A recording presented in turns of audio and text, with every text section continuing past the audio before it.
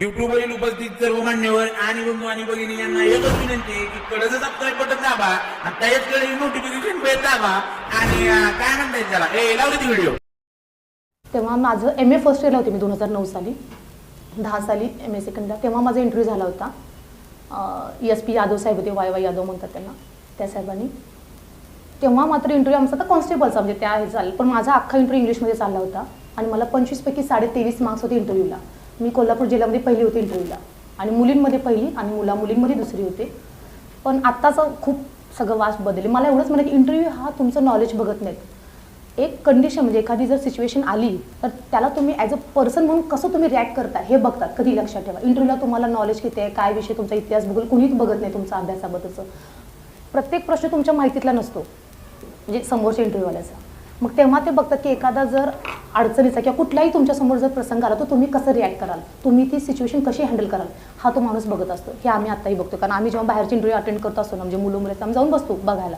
तर मला काय पुढं करायचं नाही, मला फक्त LLB LLM करायचं आहे, इच्छा आहे माझी ती करायची. पण तेव्हा आम्ही बघत असतो, तेव्हा तुम्हाला ते फक्त तुमचं पर्सनली चेक करत असतात. तेव्हा अभ्यास तर तुम्ही आताही करता एक्झामला, तुमची मेन्स असो काय असो, फिजिकल किती जण करतात यातले. बाकीचे तब्येती बघून वाटत नाही की लोक फिजिकली करत असतील. थोडं अभ्यासासोबत फिजिकलकडे लक्ष द्या. आपण म्हणतो की मेन्स झाल्या करूया, पण नंतर होत नाही तो तेवढा तुमचा बॅकलॉग नाही भरून निघत. लक्षात ठेवा, थोडंसं मेंटेन ठेवत चाला, थोडंसं फिटनेस ठेवा, नंतर मग जीव तुम्ही करायचं. पण फिजिकल ठेवा. बरेच लोक नाही वाटत मला की ग्राउंडचे जास्त चाहता वर्ग आहे असं. नंतर तुम्हाला ग्राउंड जास्त वर बाहेर काढतं, लक्षात ठेवा. धरून चला, आता मी एक उदाहरण देते. 100 मार्काचं इकडे रिटर्न आहे आणि 100 मार्काचं फिजिकल आहे. धरून चला, 100 पैकी तुम्हाला इकडे जरी 80 पडली किंवा 85 पडले आणि जर तुम्ही ग्राउंडला आउट ऑफ असाल तर तुम्हाला तुमचा कोणी हात धरणार नाही. कारण जो मुलगा रिटर्नला तुम्हाला 80 आहेत आणि त्याला जर 90 पडले आणि तुम्ही जर तिकडे 100 पैकी 100 आणि त्याला जर 80 पडले तर तुम्ही 10 स्कोरला असताय, लक्षात ठेवा. आणि ग्राउंड अशी गोष्ट आहे तुम्हाला झटक्यावर, इथं मायनसमध्ये आणि 2-2 एका मार्काचं तुम्हाला भांडत बसायला पाहिजे. ग्राउंडला तसं नाही, ग्राउंडला एका झटक्यात तुम्हाला वर येतं ग्राउंड. त्यामुळे लक्षात ठेवा, जे कोणी PSI जे असं म्हणजे फिजिकल ज्या एक्झामला फिजिकल आहे त्यांनी लक्षात ठेवा, ग्राउंड तुम्हाला खूप वर नेते. म्हणजे रिटर्नचा अभ्यास करणेच आहे पण ग्राउंड जास्त वर नेते, लक्षात ठेवा. काय मुलांना कदाचित कमी प्रश्न आहेत.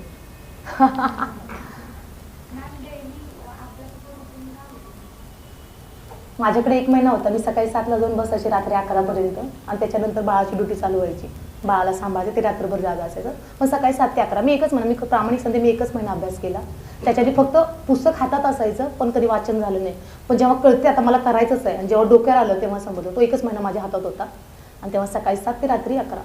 क्वांटिटीपेक्षा क्वालिटीला महत्त्व द्या. कधीही चांगलं आहे, काय वाचताय याच्यापेक्षा ते कसं वाचताय हे महत्त्वाचं आहे. आता ही 10 तुम्ही आता किती वर्ष अभ्यास करताय सगळे, आणि बाकी 5-6 3-4 वर्ष वगैरे आहेत का? त्यांच्यासाठी काही खास वेगळा अभ्यासक्रम असेल दरवर्षी, काहीतरी नवीन वाचतात दरवर्षी. त्यामुळे जे वाचाल ते मनापासून वाचा. सगळ्यांसाठी एकच अभ्यासक्रम असतो ना. हां, मग काय वेगळं असे सांगा. मग बाकीचे करतात आपल्याकडनं काय होत नाही. मग कुठंतरी आपण चुकतो ना, कुठंतरी आपल्याकडून दुर्लक्ष. आणि होईल थोडा मोबाईलचा वापर कृपया करून कमी करा, कारण आयुष्य पडले त्या गोष्टींसाठी, परत त्या गोष्टी नाही होणार. मग त्याला वापरूनच बंद करावा लागेल. मग असं मोबाईलच वापरणं. छोटा फोन घ्यायचा तो आपला, ज्याला आपण डब्बा फोन म्हणतो, पहिला नोकिया म्हणून, तसला फोन छोटावाला वापरा. कसं होते, हीच वेळ आहे, परत तुम्हाला आयुष्यभर कोणी म्हणणार नाही करा. मग आता आम्हाला म्हणतं तरी आम्ही काय झालं, आता आमचं सगळं झालं, आम्हाला कोण म्हणणार नाही करा. आता मी बिंदास कसे वापरू शकते, म्हणजे कसे वागू शकते, मला आता माझं स्वतःची मी आहे. तसं हा वेळ आहे ना, हा घालवू नका. कारण संधी आयुष्यात माणसाला परत मिळत नाही. आई वडिलांनी तुमच्यावर एवढं सगळं लावलं ना त्यांच्या आयुष्यातलं सगळं, तर त्याची थोडीशी कदर करा. कारण आता मी तर बरीच मुलं मुली बघते, आता आमच्यावर सुद्धा किती मुलं मुलींची आई वडील येतात की त्यांना सांगा थोडंसं अभ्यास कर, हे कर, ते कर. मला सांगा, आई वडिलांना आपण काय म्हणतो, काय तुम्ही काय म्हणता? गुरु, अजून देव, अजून घराचं छत, आई वडील. आणि सगळ्यात लास्ट काय, आपल्या घराचं छत कोण असते, आपले आई वडील असतात. मग मला सांगा, ज्या छतातून पाणी गळतं त्याच्या भिंती चांगल्या राहतील का, ते घर चांगलं राहील का? त्यामुळे आई वडिलांना रडू देऊ नका, थोडंसं त्यांचा विचार करा. आणि जास्त करून मुलं असं म्हणजे तुम्हाला असं हे नाही आहे, पण मुली थोड्या कमी प्रमाण म्हणून की व्यसनापासून लांब राहा. कारण तीच एकच गोष्ट जे तुम्हाला ती बाजूला घेऊन जाते. आणि बाकीचं आहे ते थोडं नंतर बोलून, कदाचित त्यांना वाईट वाटेल. नंतर थोडा लास्टला विषय शेअर करेन मी. बोला. मॅडम तुम्ही म्हणता की फर्स्ट इयर पासून तुम्ही स्टडी केली, तुमची स्टार्टिंग काय होती आणि एम काय होती? अभ्यास कम्प्लीट केला का त्यावेळी? नाही केला मी फक्त पुस्तक हातात. तुम्हाला मी सांगते आपलं कसं असते बघा. कॉलेजमध्ये जेव्हा आपण असतो तेव्हा एक बघायचं एक वेगळं असतं, हे MPSCचा अभ्यास करतात, त्याच्या हातात बघ कसले कसले पुस्तक आहे, त्याचा अभ्यास करतो. मी ते आपल्याकडे चष्मा वगैरे लावून फिरायचं, एक नंबर काम तेवढंच. फक्त ॲटिट्यूड आणि सगळा नुसतं तिथे लुक देत राहायचं, बाकी काही काम केलं नाही. मी स्पोर्ट्सवाली पर्सन आहे. मी कबड्डी आणि माझा बेसबॉल गेम आहे. माझं बेसबॉलला ओपन नॅशनल गोल्ड मेडलिस्ट आहे. सॉफ्टबॉलला मी ऑल इंडियाला माझा मेडल आहे. म्हणजे मी त्यामध्ये काम दिवसभर आमचं ग्राउंड असायचं. कॉलेज बाकी सगळं आम्ही कमी. NCCला मला C-Cert विथ A+ आहे. म्हणजे तसं आहे. मी TSC दिल्ली रिटर्न आहे. म्हणजे आम्ही माझं लक्ष सगळं ग्राउंडवर. अभ्यास आणि क्लासमध्ये तर आम्हाला कधी ओळखसुद्धा नाही मला की कोणी आपल्या क्लासमध्ये, म्हणजे कधी क्लासमध्ये लक्ष दिलं नाही आम्ही. फक्त पुस्तक घेऊन फिरायचो आम्ही, पण सगळं लक्ष आमचं ग्राउंडवर. नुसतं दुसरं दाखवायचं म्हणून लोकांना, पण कधी अभ्यास केले ते आमची चूक झाली. आम्ही आयुष्यातली बरीच वर्षे वाया घालवली. पण ठीक आहे, उशिरा का विना पण थोडी समज आली. पण तुम्हाला आत्ता सगळे अवेलेबल होते, समोर आहे तुमच्या उपलब्ध एवढ्या सगळ्या गोष्टी, तर तुम्ही करा. ते 8वीच्या आल्यामुळे त्यांचं काय रिझन आहे समजलं. 8वीला कोण आहे? 8वीला 7वीला कसं काय? म्हणजे पाहायला असं आलंय का ऐकायला काय विषय आहे? अरे बापरे, बघा एवढ्या लहान वयात असं करतात आपण बघा. आणि यांचा मोबाईल नाही सुटत आहे, कसं करायचं? बसा.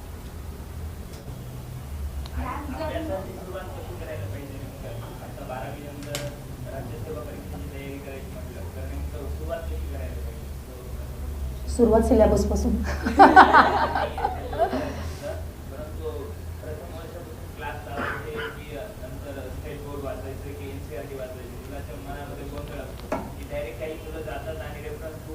खरेदी करून येतात आणि मोठमोठे ग्रंथ घेतल्या आणि रेफरन्स बुक घेऊन लायब्ररीत जाऊन बसतात आणि गुगलला तर पहिलं पेजेसमध्ये इतकं नॉलेजचं भरमसाठ भडीमार केलेला असतो की त्यांना प्रेशर येतो, मग त्यांना वाटतं नको नकोच वाटतं. तर नेमकी हळूहळू सुरुवात कशी करायला पाहिजे आणि सर्वप्रथम आपला किती तास अभ्यास व्हायला पाहिजे? सुरुवात बघा अभ्यासाची. सिलेबस सगळ्यांना माहीत असते काय आहे. आता समजा माझा इतिहास भूगोल वीक आहे, मी प्रामाणिकपणे सांगते. मला इंग्लिश मराठी ग्रामर माझं खूप चांगलं आहे. बाकी इतिहास भूगोल सायन्समध्ये मी म्हणजे असं कुठे तर मला उठून आणि बसवा लागते खुर्ची, एवढी वाईट अवस्था आहे माझी. अक्षरशः झोपून टाकते. मला कधीच होत नाही माझ्याकडून. सणावळ्या वगैरे कधी पाठ करत नाही मी. आताही मला काही येणार नाही, कारण माझ्या लक्षात फक्त तेवढं नुसती घोकमपट्टी केली मी, समजून नाही घेतलं, फक्त घोकमपट्टी. हां, मराठी आणि इंग्लिश मी पूर्ण अगदी समजून उमजून घेतलं, कारण मला ते आवडते. पण मला इतिहास भूगोल माझा फक्त पाठांतराचा विषय होता, कारण मला ते फक्त अभ्यासापुरतं पाहिजे होतं. मला लक्षात नाही राहत. माझं एक वीक पॉईंट आहे की मी विसरून जाते गोष्टी बऱ्याच, चांगल्या असं वाईट असं विसरून जाते. मग तसा विषय होता. त्यामुळं तुम्हाला आता समजा मी आता 12वी केली आहे, मला UPSC करायची असेल, MPSC असेल, जे काही करायचं राज्यसेवा, एकतर पहिले सिलेबस तुमचा सुरू करा. त्यातलं एक पॉईंट, दररोज एक पॉईंट घ्या. नागरिकशास्त्र असेल म्हणा, घटना असेल म्हणा, राज्यघटना असेल किंवा इतिहास भूगोल प्रत्येकाचा, महाराष्ट्राचा भूगोल असेल, जिल्हा जे काही एक टॉपिक हळूहळू वाचायला सुरू करा. आणि पहिली गोष्ट एकदा बेसिक सगळं वाचून घ्या. तुम्हाला एकदा तुम्ही पुस्तक बघितलं आणि समोर तुमच्या नवीन आलं की तुम्हाला ते समजत नाही बाबा हे काय वेगळं झाले. त्यामुळे पहिले बेस चांगला करा. इतिहास भूगोल कधीही बदलत नाही. मी कायम सांगते की जे घडले, जे घडून गेले ते कधी बदलणार नाही. नवीन काय अपडेट आला असेल तर तुम्ही त्याचं बघा, पण जुनं कधीही बदलत नाही. जो काही बेस आहे तो बेस कायम. मराठी, इंग्लिश, ग्रामर असेल ते बेसिक, ते त्याच कन्सेप्ट राहतात. महाराष्ट्राचा असो, जिल्ह्याचा असो म्हणा, तुमच्या देशाचा असो म्हणा, इंटरनॅशनल न्यूज असो म्हणा. इंटरनॅशनल फक्त बदलत राहील घडामोडी, पण ज्या काही बेसिक आहेत त्या कधीही बदलणार नाहीत. त्या तुमच्या पक्क्या करा. तुम्ही 12वी नंतर एक्झाम देऊ शकत नाही, तुम्हाला ग्रॅज्युएशन नंतर देणार. 3 वर्ष तुमच्याकडे वेळ तुमचा बेस क्लिअर करायला, म्हणजे बेस तुमचा चांगला करायला, स्ट्रॉंग करायला. तो बेस या 3 वर्षात करून घ्या. नंतर तुमचं आफ्टर ग्रॅज्युएशन एकदा तुम्ही पहिल्या अटेम्प्टला झालं पाहिजे. मी असं म्हणत नाही की पहिल्या अटेम्प्टमध्येच करून टाका, पण ते टार्गेट ठेवा. पण तुम्हाला तेव्हा तुमचा अंदाज येईल की बाबा मी किती पाण्यात आहे, किती वर आलो. मग ठरवा की तुम्हाला अजून काय करणं गरजेचं आहे. पण तुम्हाला सगळं करणंच आहे. काय आधी केलं पाहिजे, काय नंतर केलं पाहिजे असं म्हटलं तर तुम्हाला काही म्हटलं तर सगळंच करणं आहे तुम्हाला. लक्षात ठेवा. फक्त तुम्हाला सोपं कसं होते, थोडं जो विषय मला चांगला जातोय तो थोडा अधिकारला चालू करा. मग आवड निर्माण होईल. मग हळूहळू एक विषय. आणि ग्रुप चांगला ठेवा. मित्रमैत्रिणीचा ग्रुप चांगला ठेवा. प्रत्येक दिवशी 1 तास 1.5 तास डिस्कस करायचं. तुम्ही चहाला जावा. आमच्यात एक चहाते प्रेमी आहे, चहाचे प्रेमी. ते चहा म्हणजे डिस्कस करण्यासाठी चहाला जातात, चहासाठी डिस्कस होतात असं म्हणा. पण ना एक ग्रुप चांगला ठेवा. 2-3 मुलांचा असो पण चांगला ठेवा. आणि प्रत्येक टॉपिक झाला की डिस्कस करणंच आहे तुम्हाला. एकदा डिस्कस झाला की तुम्हाला परत तो पाठांतर करण्याची गरज नाही. विषय होऊन जातो तुमचा. जर भले लॉ असेल, काही असो. आता हे डिपार्टमेंट डायरेक्टला मेन्सला क्वालिफाईड आता जे उभे आहेत आपल्या इथे, ते कॉन्स्टेबल आपल्याकडं माझे रायटरमध्ये. तर ते दिवसभरात जर त्यांनी एखादा मायनर ॲक्ट असतो समजा, IPC CRPC काही असो, एखादा जरी केला ना की ते संध्याकाळी आम्ही डिस्कस करतो. मग परत विचारायचं नाही त्याच्यावर काय झालं, पण तो विषय क्लिअर होऊन जातो. त्यामुळे तुम्हाला ते 3 वर्षातनं 12वी नंतर ते तुमचा बेस सगळा कन्फर्म स्ट्रॉंग करा आणि त्याच्यानंतर मग लक्षात येईल तुम्हाला काय पुढे अजून करायचं. प्लॅन बी असावा का आयुष्यात, म्हणजे जर फोकस याच्यावर असेल? नक्कीच असावा प्लॅन बी. आत्महत्येपेक्षा प्लॅन बी कधी चांगला, कारण मला माहिती MPSCच्या मुलांचं पुढे जाऊन काय होते. मी हडपसरला तरी इतकी आम्ही मैतं म्हणतो, म्हणजे जे आत्महत्या करतात त्यांना मैत काढणं म्हणतो, इतकी मैतं केली आहेत फक्त सगळ्यात जास्त 20 ते 28 वर्ष वयातल्या मुलांची सगळ्यात जास्त. आणि सगळी मुलं शिकलेली चांगली आहेत. फक्त का तर कोरोनाचं तरी 1 वर्ष झालं सोडायच्यामध्ये मुलांना, पण त्याच्या आधीसुद्धा MPSCला नापास झाला, कुठं काय घरचे सपोर्ट करत नाहीत. अरे नाही ना करू देत घरचे. प्रत्येक वेळेस तुम्ही सगळं तुम्हाला चांगलंच मिळेल असं का गृहीत धरून चालतंय.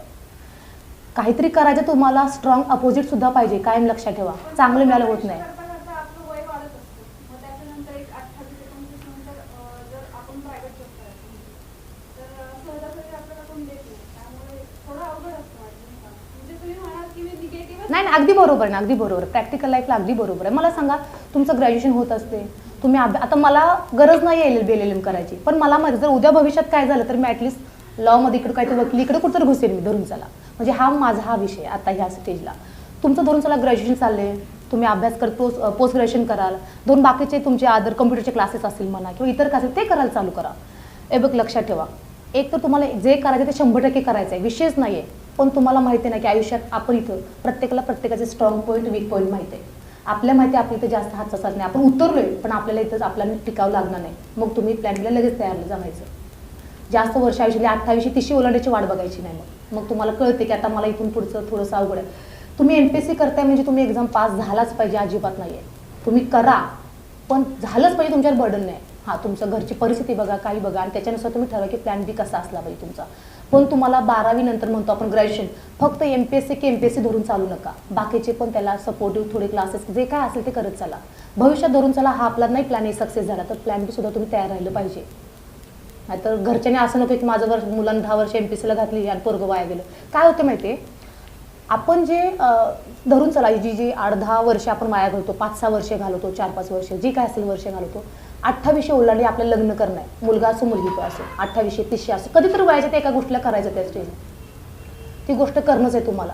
मग तेव्हा मुलींचं आपण म्हणतो की ठीक आहे चला बा, मुलगी काय दुसऱ्याच्या घरी नांदायला जाणार आहे, मुलाला कमवून घालायचं. आता हा जो जुना ट्रेंड आहे तो मग अंतर असं समजत नाही, कारण माझ्या मिस्टरांपेक्षा मला पगार नक्कीच जास्त, त्यामुळे घरात थोडंसं माझं थोडंसं वर्चस्व तसं आहे. पण करणंच आहे आपलं, नंतर ते एक्झाम देणंच आहे ना. काही हो तुम्ही तयार राहणार तर बघा, समोरचा कसा येऊ आपलं करणंच आहे ना. ते सोडून तर त्याच्या बाहेर जाणार. बघा GK हा विषय बाजू ठेवा, जनरल नॉलेजचा बाकीचा विषय बाजू ठेवा. बाकी मला सांगा, इतिहास भूगोल तुमचं पोलीस भरतीचं जे काय असेल तेच विचारून त्याच्या बाहेर कुठे जाणार आहे. आणि त्याच्या बाहेर गेले की ते आपल्याला क्वेश्चन बदलून देतात, म्हणजे ते आपले हे करतात, क्वेश्चन कॅन्सल करतात. मग एक्झाम उद्या आधी किंवा फिजिकला आधी उद्या काही उद्या करणं तर करणंच आहे. तयार राहावं तुम्ही फक्त आयुष्यात जे काही त्याच्यात फेस करायला. उदाहरणं जास्त विचारलं की असं परिस्थिती घडली, Aनं Bचा खून केला, मर्डर केला तर Bनं काय केलं, कुठले त्याला शिक्षा असेल किंवा कुठलं सेक्शन लागेल, असे जास्त विचारतात. त्यामुळे उदाहरणं जास्त भर द्या. जेवढी जास्त उदाहरणं वाचाल ना तेवढं ते सेक्शन जास्त चांगलं समजेल. पण क्लासबद्दल आता मगाशी कोणतरी म्हणले क्लास करावा का नाही करावा काय ते प्रश्न होता. हा ज्याचा त्याचा ग्रास्पिंग पॉवरचा विषय येतो की तुम्हाला काय समजते. मला वाचून एकदा वाचल्यावर समजते, मला जास्त कोणती घोकंपट्टी करायची गरज नाही, धरून चला. तसा तुमचा विषय क्लासमध्ये बघा. आता आज समजा 11 ते 5 क्लास आहे तुमचा. आज त्यांनी सांगितलं इतिहास भूगोल घेणार आहे, मॅथ्स शिकवणार आहे. आणि समजा मला जर GK वाचायचं असेल, मला जर इंग्लिशमध्ये ग्रामर करायचं असेल तर मग काय करणार तुम्ही. त्यामुळे क्लास ज्याचा त्याचा प्रश्न. तुम्हाला जिथं कन्सेप्ट तुमच्या क्लिअर होत नाहीत ना तिथं तुम्ही क्लासचा तुम्ही सहारा घ्या, त्यांना विचारा, तुमच्या गुरुवरचा विचार. पण बाकी ठिकाणी तुम्ही स्वतः करणं अभ्यास. सेल्फ स्टडी सगळ्यात बेस्ट. मला जे पाहिजे जितका वेळ पाहिजे जसं पाहिजे तसं मी वाचेन. हा जिथं मला एखादा टॉपिक नाही क्लिअर होत आहे तिथं माझ्या मैत्रिणींना विचारेन, फ्रेंड्सना विचारेन, नंतर मी एखाद्या सरांचं मत घेईन. पण माझं क्लासला जास्त प्रामाणिकपणे सांगते की माझा क्लासवर जास्त जोर नाही. हां ठीक आहे असावा, त्याच्यामुळे फ्रेंड सर्कल चांगलं बनते तुमचं, एकमेकाला बघून मानून ईर्षेने छान करते अभ्यास, त्यामुळे तुम्ही करा. पण माझं अभ्यास माझा सेल्फ स्टडीवर जास्त विश्वास आहे, कारण मी तोच जास्त करून आलेले. फक्त डिस्कशनला ग्रुप ठेवला आमचा, पण अभ्यास मात्र मी स्वतः केला. कारण मला वाटायचं की मला जेवढा वेळ तेवढा माझा स्वतःचा असेल, माझा वेळ मी स्वतः यूज करेन. माझ्या वेळेचा कुणी 1 मिनिट सुद्धा घ्यायचा नाही इकडे तिकडे धरून चला. मग तुम्ही क्लासमध्ये 1 तास बसला, परत 10 मिनिट इकडे गप्पा गोष्टी आपल्या चालतात. तुम्ही कितीही म्हणा की मी 4 तास 10 तास 20 तास बसतो, पण तुमचा इकडे गप्पा टप्पा तुमचा वेळ जातोच जातो. मग तो तुम्ही करायचं कर. चहाला गेलं थोडं, मी बघते आता सदाशिवपेठेमध्ये आमचे बरेच लोक येतात अभ्यासाला. चहाला दुपारी जातात तिकडेच, संध्याकाळी चहा, सकाळी चहा, म्हणजे तिथं बरा तुमचा अर्धा एक तास. बरं ती मुलं जर प्रॉपर अभ्यासाच्या गप्पा मारत असेल डिस्कशन तरी ठीक आहे, त्याही गप्पा मारत नाहीत. इकड तिकडचं चालू असेल, हा नाही आला तो नाही आला, मग सांगा मग तुम्ही किती वेळ वाया घालवताय, अभ्यास किती करताय, तर तुम्हाला जेवण करणं आहे, तुमचा आराम आहे, बाकी सगळ्या गोष्टी आहेत. मग कसं तुम्ही वेळ मॅनेज म्हणजे टाईम मॅनेजमेंट करणार सांगा. त्यामुळे क्लासला विरोध नाही आहे, पण क्लास तुम्ही तुमच्या ह्याच्यानुसार ठरवा की तुम्हाला खरंच ती गोष्ट आहे का गरजेची आहे, मग करा. आणि फिजिकलला पण सांगते 4 ते 5 फिजिकल केली तरी काय वाया जाणार नाही. धरून चला तुमचा 5 लाख अभ्यास असेल तर कष्ट केल्याने माणूस मरत नाही, याच्यावर माझा प्रामाणिक विश्वास आहे. कष्ट केल्याने कधी माणूस मरत नाही. तुम्ही जेवढं कष्ट कराल तेवढं तुम्हाला ते पुढं वर नेणार आहे. आणि ते ठराविक काळ आयुष्यातला 30 नंतर बघा, आता माझं वय वर्ष सांगायचं खरं 32 आहे घेऊन चला. आता त्या मध्ये फिजिकल होत नाही माझ्याकडनं. आता म्हटलं जरी मी आता UPSCला बसावं 1 वर्षावर 33 मर्यादा आपल्याला बसावं, तरी त्या लेवलने आता जरी मी म्हटलं आता माझं 28 असतं तरी मला तेवढ्या हिने फिजिकल जाणार नाही माझं. त्यामुळे जो ठराविक काळ आहे तेव्हाच होतो, तेव्हाच त्या गोष्टी करून घ्या. नंतर तुम्हाला कुणीही विचारणार नाही. त्यामुळे आत्ता आहे ना आता करून घ्या, वेळ वाया घालू नका. भले थोडीशी झोप कमी मिळेल, थोडे स्वतःच्या आवडीनिवडी कमी करायला लागतील, बाकीचे चाहता वर्ग तुमचा थोडा कमी इकडे तिकडे होऊन जाईल, दुर्लक्ष करा, पण पर्याय नाही. हेच दिवस आहे. मग एका वेळी 100 येतील मागं, पण आत्ता हा वेळ घालू नका. तेवढा वेळ महत्त्वाचा आहे. आणि म्हणतात ना की भाषा विषयावर जास्त लक्ष द्यायला पाहिजे, तर तुमची त्याबद्दल काय म्हणजे बाकीच्या विषयांना जर हे केलं तर बरेच जण म्हणतात की इंग्लिश आणि मराठी ग्रामर जे आहे तुमचं विशेष पाहिजे त्याच्यावर भर, जेणेकरून तुम्हाला स्कोअर चांगला येतो. तर याबद्दल तुम्ही काय? नक्कीच चांगलं पाहिजे. मला सांगा, भाषा विषय म्हणण्याविषयी प्रत्येक विषयाला त्यांनी दिले. मराठी समजा 25 mark, Marathi grammar 25 mark, Marathi English 25-20 जे काय असेल ते, हे मार्क 15 मार्काला यातलं 15 मार्क. तुम्हाला वेटेज माहिती आहे कुठल्या विषयाला किती वेटेज आहे, त्यानुसार तुम्हाला करायचं. धरून चला जर मराठी ग्रामर जर 25 मार्काला, जर हिस्ट्री किंवा एखादं नागरिक शास्त्र 2चा एखादी घटना 5 मार्काला दिली असेल, मग तुम्ही कशाला वेटेज द्याल, कशाला जास्त वेळ मराठी. मग तुम्हाला म्हणजे वेटेजनुसार करत चला, करू नकाच नाही पण वेटेजनुसार करा. कारण ते त्याच अनुषंगाने तेवढेच प्रश्न विचारतात. असं नाही करत की तुम्हाला गुगली की 25 मार्क दिले आणि 5 मार्कात विचारणार, असं नाही करणार. त्यांना तेवढं विचारणंच भाग आहे. त्यामुळं जसा तुम्हाला विषयाला भेटायचे तसं तुम्ही त्याचा अभ्यास करा. भाषा चांगली नक्कीच असली म्हणजे मराठी ग्रामर, इंग्लिश ग्रामर तुमचं पक्का असलं पाहिजे. भले तुम्ही MPSC कराल, पोलीस भरती करताय, राज्यसेवा करताय, पण तुम्हाला भावी आयुष्यात तुमच्यासुद्धा ते खूप तुम्हाला फायदेशीर आहे. कुठे तुम्ही मागत नाही. कारण जेव्हा तुम्ही अधिकारी होता बघा, आत्ता नुसतं पाठ कराल समजून नाही घेत आहे, पण जेव्हा तुम्ही अधिकारी होते तेव्हा समोरचा माणूस तुमच्याकडून अपेक्षा करतो. आणि जर नुसतं आता पाठांतर असेल तुमचं या नंतर तुम्हाला माहीत नाही, चला गेलं झालं, मग समोरचा म्हणतो अरे असाच अधिकारी झाला होता, म्हणजे असं होते. त्यामुळे तुमची ते इमेज पर्सनॅलिटी बनत असते. तुम्ही जे कराल, जे वाचाल ते तुमच्या व्यक्तिमत्वातून दिसत असते. त्यामुळे जे काही कराल ते प्रॉपर करा. तुमच्या ते शरीरात मनाचडे भिनते आणि जसं वाचतो तसे माणसाचे विचार असतात. तुम्ही काही वाचा. समोर समजा आता मी बसले तर प्रत्येकजण मला चांगल्या पद्धतीनेच घेईल असं नाही आहे. प्रत्येकजण आपली जशी इमॅजिनेशन पॉवर आहे, थिंकिंग पॉवर आहे त्यानुसार घेतो. कोण चांगलं म्हणेल, कोण वाईट म्हणेल, म्हणजे प्रत्येकाच्या तशा गोष्टी असतात. त्यामुळे तुम्ही जे वाचाल ते तुम्ही जर पॉझिटिव्हली तुमच्या आयुष्यात अंगीकारत असाल ना, तर तुमची पर्सनॅलिटी सुद्धा तशीच बनत असते. आणि समोरचं मग तुम्ही जे बनताय ना ते समोर तुमचं म्हणजे म्हणतात ना, माणूस जे आतून असते ते बाहेरून दिसवायला लागते लगेच.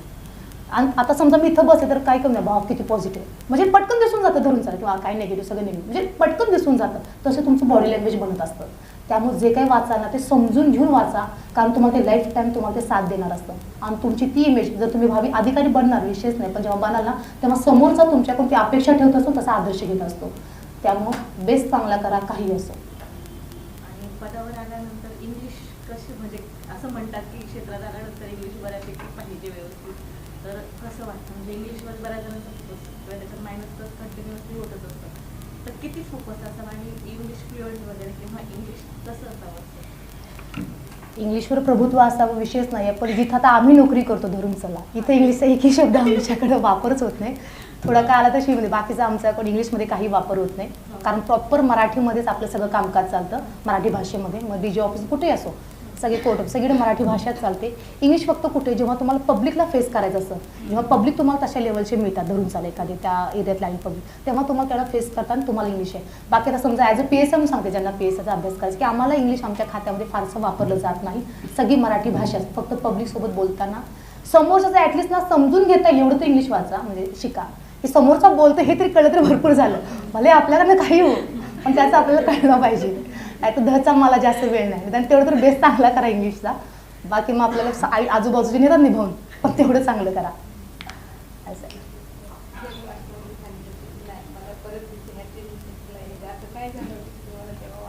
हां 2013-14 सालची गोष्ट आहे. MPला IDC गेम्स असतात, आपल्या पोलीस गेम्स असतात, त्याला गेले होते मी. तेव्हा तो किस्सा घडला होता. जवळजवळ आमची 250ची टीम होती कोल्हापूर जिल्ह्याची पूर्ण अख्खी. तर ते ट्रेनिंग चालू होतं, PSI DYSP ट्रेनिंग काय कंटिन्यू चालू असते. त्या लोकांचं कसं एकदम डिसिप्लिन प्रॉपर, इकडे तिकडे बघणार नाही काय नाही, एक दो त्यांच्यात आला. आणि आम्ही मात्र कसे उत्साही हौशी मेंबर, इकडे बघ तिकडे बघ इकडे तिकडे, डिसिप्लिन माझा पत्ताच नाही आमच्याकडे. कारण अंगात ट्रॅक सूट असल्यामुळे आपण एकदम निवांत, आज युनिफॉर्म असेल तर आपण एकदम प्रॉपर राहतो, विषयच नाही. पण जेव्हा ट्रॅक सूट राहतो आपण सिल्वर राहतो तेव्हा आम्ही इकडे तिकडे अडम. ती म्हणजे अशी लोक की बास विचारूच नका त्यांना, म्हणजे तो कोण की झाड की पत्ती हो असं आमच्याकडे. अरे अरे अरे देवा. आणि ते जेव्हा आमच्या मॅसेज चालायच्या तेव्हा ते प्रॉपर येणार, तेवढ्या टाळ्या वाजवणार, जाणार. सर म्हणलं की तिकडे बघणार, जाणार. म्हणजे ते अजिबात तुम्हाला व्हॅल्यू देत नाही. तर प्रॉपर डिसिप्लिन शिकवलं जाते. प्रॉपर डिसिप्लिन म्हणा, म्हणजे तुमच्यामध्ये अधिकारी बनवला जातो तिथे, लक्षात ठेवा. MP मध्ये कॉन्स्टेबलचं ट्रेनिंग होतं का?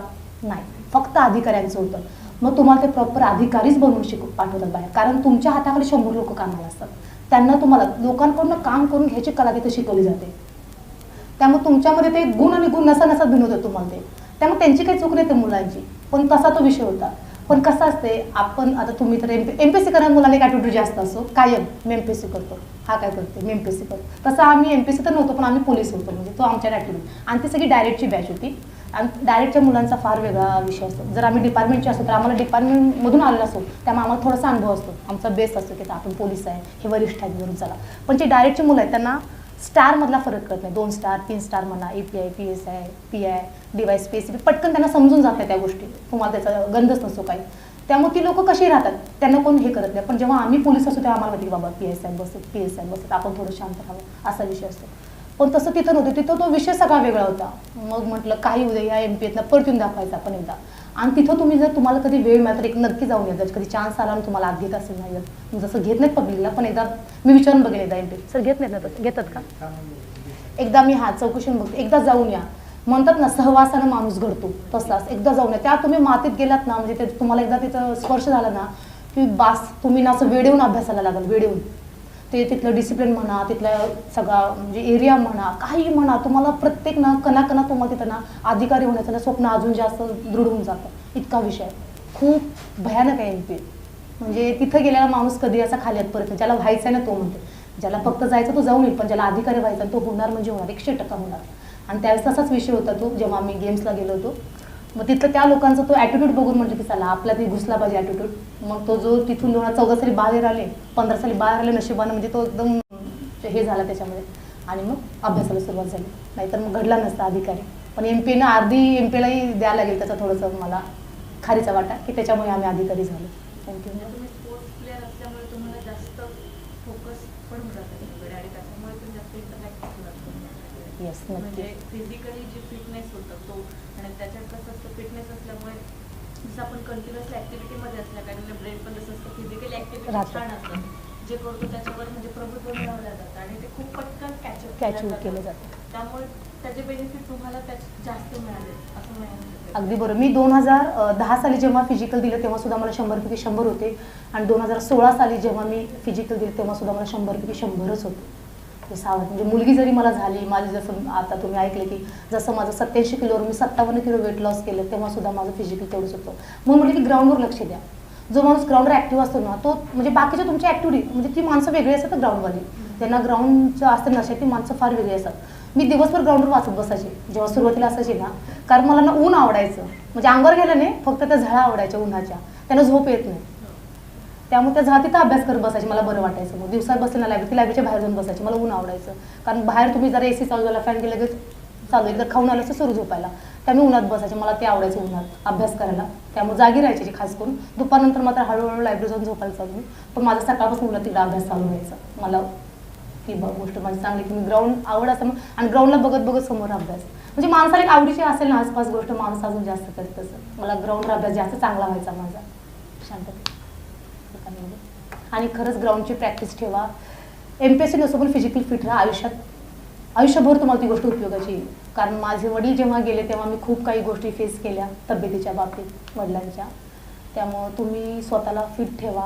आयुष्यभर ती एकच गोष्ट तुमच्यासोबत राहते. सगळ्यात जास्त इन्व्हेस्टमेंट करायची असेल तर स्वतःवर करा, म्हणजे पर्सनल आपल्या फिजिकल स्वतःवर करा असं म्हणायचं मला. कपडा लत्ता दागिने सगळ्या गोष्टी बाजूला आहेत, ह्या कुठेही जातात. वडील जाताना माझ्या हाताची मूठ बांधून गेलेले, म्हणजे काहीच नव्हतं, माणसाच्या हातात काहीच शिल्लक राहत नाही. त्यामुळे तुम्ही किती काही वरचा तो जो देखाव तो काही करा देखाव, त्याला काही अर्थ नाही. स्वतः आतून छान राहा, मस्त आयुष्य जगायला मिळेल. व्यसनापासून होईल तेवढं मागची गँग होईल तेवढं बाजूला राहा, कारण सगळ्यात जास्त खोकले तुम्हाला पे करते. त्यामुळं स्वतःला छान ठेवा आणि तुमची पर्सनॅलिटी तुम्हाला बऱ्याच गोष्टी तुमच्याकडून करून घेऊन जाते, म्हणजे नकळत होऊन सुद्धा जातात. तुम्हाला जास्त कष्ट घ्यावे लागत नाही स्वतःवर. तर म्हणजे एकदा माणसाला आयुष्याला म्हणजे शरीराला सवय लागली एखाद्या गोष्टीची, ते शरीर करत राहतं आपसूक. त्यामुळे त्याला सवय लावा तुमच्या फिजिकलची. आता मला माहिती की आम्हाला गरज नाही, पण आमचं दररोज 10,000 स्टेप्स म्हणा, 12,000 15,000 कंटिन्यू होतात. नाही तर आम्ही रात्री उठून करतो, ते आम्ही करतोच. दिवसातून झाल्या 24 तासात तुम्ही कधी करणंच आहे तुम्हाला. ती शरीराला सवय लागलेली असते, ते तुम्हाला आयुष्यभर तुम्हाला चांगलं आहे. त्यामुळं त्याच्यावर लक्ष जास्त द्या. अभ्यास चालत राहील पण फिटनेस तुमचा चांगला ठेवा प्लीज. ज्यावेळेस तुम्ही जसा तुमचा फर्स्ट अप्रोच होता, म्हणजे तुम्ही फर्स्ट ॲटम्प्ट क्वालिफाय झाले, तर त्यावेळेस तुमचा अप्रोच कसा होता? तुम्ही सपोज राज्य घटना जर वाचताय, तुम्ही आपली पुस्तक वाचून घ्यायचा की मग त्यातलं एक क्वेश्चन पेपरचा रेफरन्स घेऊन मग ते हायलाईट करून काही करायचं? मी पहिल्यांदा ही स्ट्रॅटेजी वापरली होती की पहिले प्रश्नसंच आपला मिळतो तो घेतला होता, पण ना वाचन माझं काही झालं नव्हतं. मी पहिले प्रश्नसंच हातात घेतला, वाचल्यावर कळलं की अरे आपल्याला काहीच येत नाही. शपथ सांगते, म्हणजे ते प्रश्न बघून म्हटलं अरे यातलं काहीच येत नाही आपल्याला, काय करायचं की नाही असा विषय झाला. म्हणजे मी पहिले निगेटिव्हकडे गेले, कारण तो प्रश्नसंच बघून एवढे भयानक प्रश्न असतात ते मी प्रश्नसंच हातात परत कधी घेतला नाही. नंतर जसा टॉपिक येईल ना त्याच्या टॉपिकला जे रिलेटेड खाली प्रश्न असतात ते करणार, पण प्रश्नसंच पहिले मी हातात नाही घेतला. जसा अभ्यास तुमचा बेस तयार होईल तसे मग तुम्ही एक एक प्रश्नसंच म्हणजे पेपर तुमचा दररोज एक पेपर तुम्ही सॉल्व्ह करायला चालू करा. मग त्यातले कुठले प्रश्न येतात बाबा, कुठला अभ्यास राहिला मग त्यातला परत कव्हर करा. म्हणजे एखादा प्रश्न जर हे वाचायचं राहिलं मग कव्हर करा. पण पहिले तुमचं क्वेश्चन पेपर तुम्ही हातात घेतला आणि त्याच्यानुसार मग तुम्ही तेवढंच वाचताय. आणि आपलं कसं असं माइंड बघा, तुम्ही एकदा एखादा प्रश्न वाचलाय तुमच्या डोक्यात बसले असते धरून चला, तर तुम्ही आता प्रकाश वाचत आहे सायन्समध्ये, तर तुम्ही प्रकाशाचा एखादा तेवढा टॉपिक वाचला ना तर तुम्ही तेच शोधत बसताय वाचताना सायन्समध्ये, बाबा हे आहे का हे आहे का, बाकीचं दुर्लक्ष करताय तुम्ही.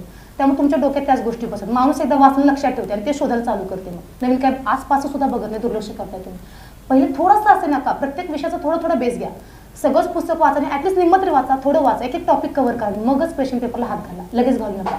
आपण कसं थोडं वाचलं लगेच क्वेश्चन प्राख्य घेऊन बसतो, चला मला किती येते बघू, नाही होणार ते. मग तुम्ही पॉझिटिव्ह घेता माहिती नाही, पण निगेटिव्ह जास्त जाणार तुम्ही.